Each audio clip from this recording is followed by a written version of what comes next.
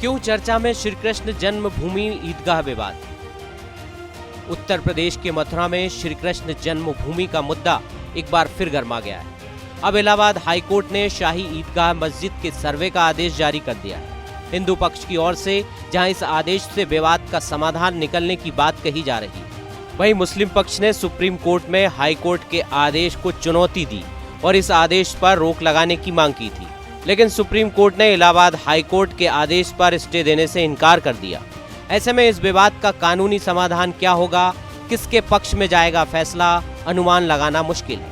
आइए जान लेते हैं कब और क्यों शुरू हुआ ये विवाद और कब कब दोनों पक्षों की तरफ से समाधान की हुई कोशिश। श्री कृष्ण जन्मभूमि ईदगाह विवाद तब से अब तक।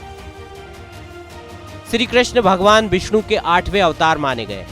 उन्हें कन्हैया, श्याम, गोपाल, केशव, द्वारकेश या वासुदेव समेत अनेक नामों से जाना जाता है। पौराणिक ग्रंथों के मुताबिक 5132 साल पहले भाद्रपद कृष्ण पक्ष की अष्टमी तिथि को मथुरा में राजा कंस के कारागार में भगवान श्री कृष्ण का जन्म हुआ था।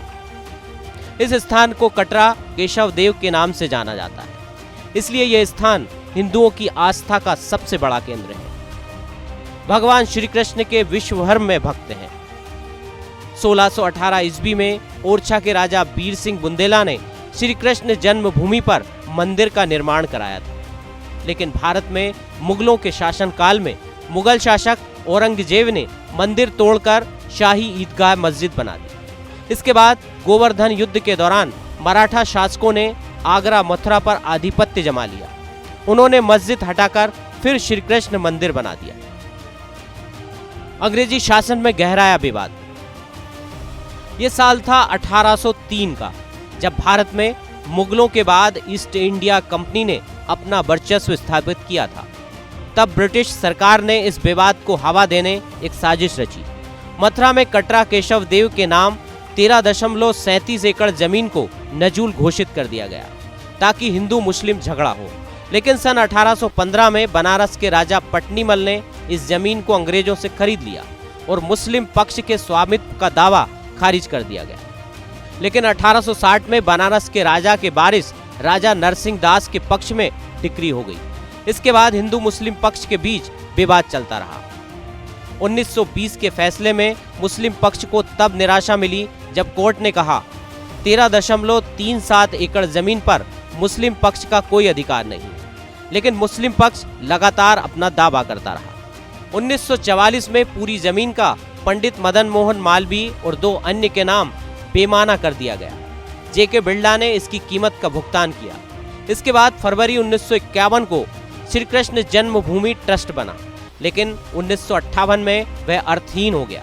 इसी साल मुस्लिम पक्ष का एक केस खारिज कर दिया गया। 1977 में श्री कृष्ण जन्म स्थान सेवा संघ बना, जो बाद में संस्थान बन गया। सन 1968 को श्री कृष्ण जन्म स्थान सेवा संस्थान ने शाही मस्जिद ईदगाह ट्रस्ट के साथ समझौता कर लिया।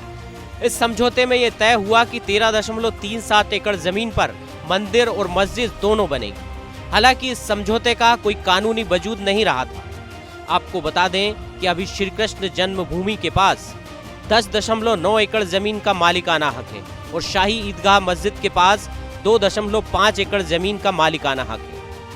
तो ये थी मथुरा की श्री कृष्ण जन्मभूमि विवाद की पूरी टाइमलाइन। आगे भी इस विवाद से जुड़ी हर जानकारी आपको बताते रहेंगे।